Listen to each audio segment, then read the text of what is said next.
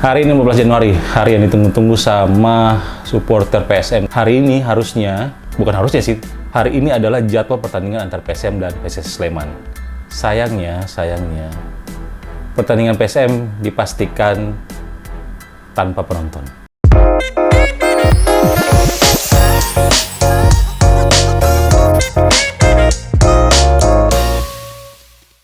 Sebelum kita panjang, ini ada video rilis dari pihak kepolisian mengenai perizinan pertandingan PSM melawan PSS Sleman. Saya ngambil dari akun Instagramnya Deng Uki. Yuk kita lihat. Habibie, yang mana pertandingan tersebut berskala nasional, apakah dapat diberikan izin atau tidak?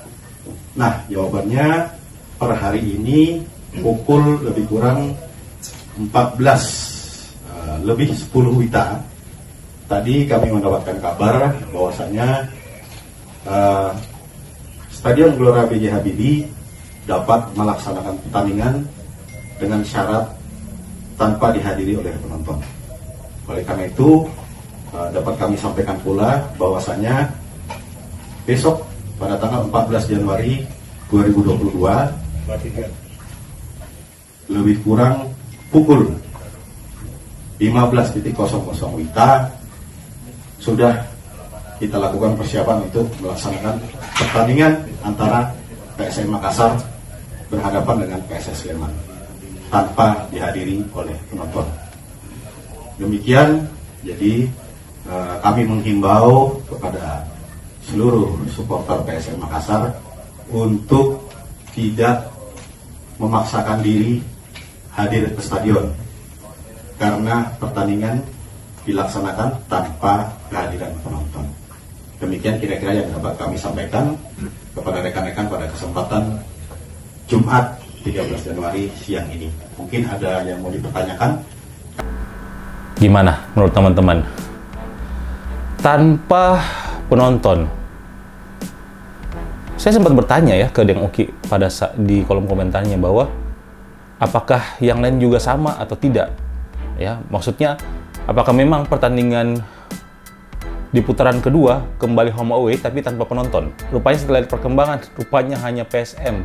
Bukan hanya PSM, maksudnya PSM menyelenggarakan pertandingan di home tapi tidak ada perizinan untuk dihadiri oleh penonton. Memang sudah agak aneh karena sampai dengan hari Jumat pagi tanggal 13, pihak PSM itu belum, atau pihak Panpel itu belum menjual tiket.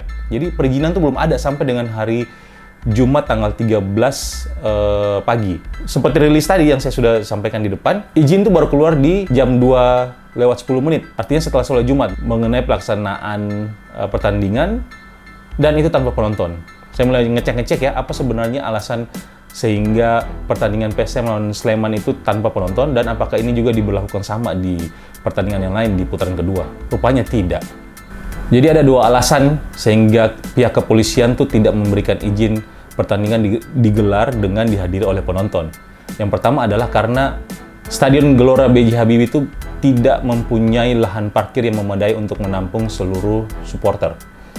Jadi parkir itu menggunakan lahan-lahan warga, ya, pekarangan warga dan segala macamnya. Itu alasan pertama. Tapi itu masih bisa diperdebatkan. Ya, pertama, apakah selama putaran pertama yang diselenggarakan di Gelora B.J. Habibie Parepare itu ada penolakan dari warga? Tidak, itu malah menjadi sumber pemasukan baru untuk warga sekitar. Malah mereka yang mempersilahkan pekarangannya, tanahnya, ya, mereka yang menyediakan lah istilahnya, menyediakan untuk menjadi lahan parkir. Jadi gimana ya? Aduh, ini merugikan sekali teman-teman ya, merugikan sekali pihak PSM. Dari sisi yang pertama, warga juga happy-happy aja, mereka yang menyediakan. Selama ini juga semua saling membantu ya, bukan cuma lahan parkir, jadi jualannya juga mereka laris manis. Yang punya kios bisa jualannya di depan kios, yang tidak punya kios bisa membuka meja atau booth itu di sekitar stadion untuk berjualan minuman, misalkan ya, makanan. Alasan kedua, pertimbangannya karena tidak ada akses berbeda antara penonton dan pemain untuk menuju ke Gelora B.J. Habibie. Ya ampun. Akses di sana tuh sudah diatur selama putaran pertama untuk tidak membuat pemain dan penonton tuh bisa bersamaan jalan gitu loh. Jadi menurutku lebih baik kalau kayak gini putaran kedua tetap seperti kemarin lah. Ini gimana ya, masalah yang kemarin timnya masih bisa main, kemudian bisa cari home base yang lain. Terus kita nih atau tim-tim lain yang tidak ada masalah, yang selama putaran pertama aman-aman saja, supporter lawan yang datang pun ke Gelora B.J. Habibie aman-aman saja, tidak diganggu dan segala macamnya, tapi malah mendapat evaluasi yang merugikan. Jadi menurutku mending sekalian nggak usah home away, karena dengan melakukan home away, PSM itu butuh dana salah satunya itu dari tiket penonton ya. Untuk operasionalnya, untuk belanja pemain, itu merugikan PSM, dan salah satu yang paling merugikan adalah tidak mendapatkan suntikan semangat dari penonton ya, pemain ke-12. Itu penting sekali, itu untuk menambah semangat tim tuan rumah dan mengganggu konsentrasi tim lawan. Itu penting sekali buat tim ya, untuk tim tuan rumah. Nah kalau kayak gini, PSM main home dan away sama saja statusnya. Dan malah merugikan, tidak ada pemasukan tambahan untuk operasional, tapi harus melakukan perjalanan. Bayangkan kalau 100.000 saja kali 18.000 penonton, itu sudah berapa pemasukannya. Sementara dengan tidak ada pemasukan home, PSM tetap harus melakukan perjalanan ke kota-kota lain. Ya, ini merugi. Tim yang lain senang, boleh ada penonton, boleh ada supporter yang masuk ketika mereka melakukan laga tuan rumah. Jadi mending sekalian saja, tidak perlu putaran kedua, tidak perlu home away. Tetap seperti kemarin ya, yang melaksanakan sisa putaran pertama setelah kejadian di Kanjuruhan. Sekali lagi, carut-marut ini memang lebih kepada lagi kita lihat federasi ya. Ayolah, kalau tidak mampu janganlah duduk di situ. Come on. Lihat kan perkembangan 2 hari ini, tanggal 13, tanggal 14 dengan kejadian Liga 2 dan Liga 3 di stop, dihentikan, dan Liga 1 dijalankan tanpa ada degradasi. Bagaimana rilis yang beredar di sosial media, beredar di media gitu ya, mengenai tim-tim yang setuju untuk Liga 2 dihentikan, itu pelan-pelan terbantahkan. Beberapa tim yang ada tanda tangannya di surat itu mengatakan bahwa mereka tidak pernah mengeluarkan statement untuk Liga 2 dihentikan.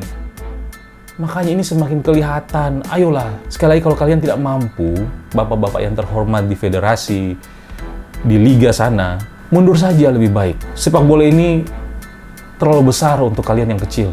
Banyak orang menggantungkan hidup di sini, bukan karena kita pengen melihat tontonan hiburan, tapi banyak orang yang terlibat di belakang itu ya. Dari pemain, official, segala macam, sampai dengan tukang parkir, itu semua mendapat rezeki dari sepak bola. Semoga ada evaluasi ya untuk perizinan di Gelora B.J. Habibie. Kenapa? Karena kalau seperti alasannya seperti itu, saya yakin sampai dengan akhir musim PSM tidak akan didukung langsung penonton yang hadir di stadion. Kembali lagi ke pasal 1, kapan Stadion Mata Angin dibangun?